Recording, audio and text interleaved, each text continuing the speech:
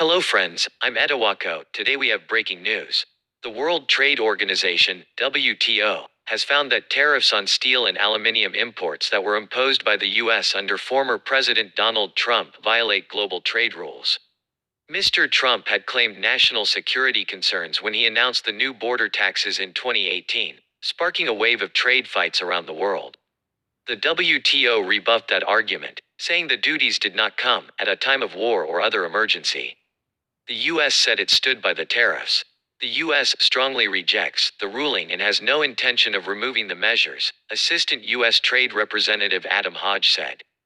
The Biden administration is committed to preserving U.S. national security by ensuring the long-term viability of our steel and aluminium industries, he said, adding that the reports only reinforce the need to fundamentally reform the WTO dispute settlement system. The United States has held the clear and unequivocal position, for over 70 years, that issues of national security cannot be reviewed in WTO dispute settlement, and the WTO has no authority to second-guess the ability of a WTO member to respond to a wide range of threats to its security, he said. The cases were brought by China, Norway, Switzerland, and Turkey. The WTO said the US should bring its trade policy into compliance. If the country does not abide by the decision, the countries who brought the complaints are entitled, under WTO rules, to impose retaliatory tariffs on the US. The US can also appeal. That would leave the dispute in limbo, because the US has for years blocked appointments to the WTO's appellate body, which hears appeals, leaving it unable to function. China said in a statement that it hoped the US would respect the ruling and correct its policies as soon as possible, while Switzerland's Secretariat for Economic Affairs said the WTO report had confirmed that countries enjoyed broad discretion to protect security interests, provided they meet certain minimum requirements. Norway's Ministry of Foreign Affairs did not respond to a question about next steps. It said in a statement that it had brought the case to try to prevent protectionism, so that the rules-based, multilateral trading system is not undermined. Trade experts said the dispute mattered less for its practical impact than for its implications for the increasingly shaky consensus around how to govern global trade.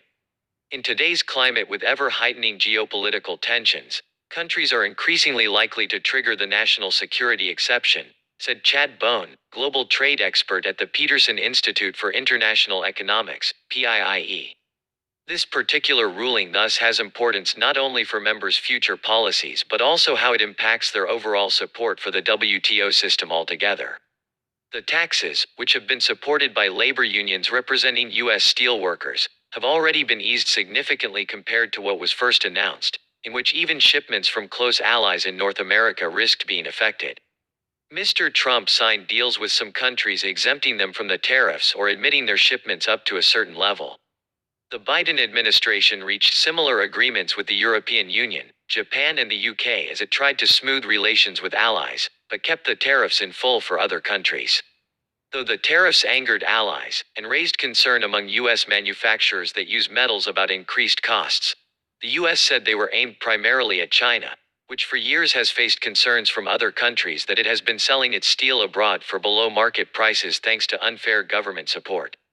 The Office of the U.S. Trade Representative this week sent a proposal to the European Union outlining a new plan to shape the global steel and aluminium market. The aim is to promote trade in metals that are produced in ways that minimize carbon emissions and impose tariffs on metals that are deemed to cause too much pollution. Whilst the details of how such a plan would work haven't yet been published, it is likely that China would face taxes in trying to sell metals to countries that sign up. The trade war between the U.S. and China, which was sparked in part by the metals tariffs, has had lasting effects on trade between the world's two largest economies. A high-profile 2020 trade agreement announced by Mr. Trump and Chinese President Xi Jinping helped to reduce some of the public tension over the issue. But nearly two-thirds of all the goods China sells to the U.S. remain subject to extra taxes, as do roughly 58% of what the U.S. sells to China, according to the PIIE. Yes, friends, this is our news today. What are your thoughts? Please do not forget to indicate your opinion in the comment section. Please don't forget to turn on notifications by subscribing to me.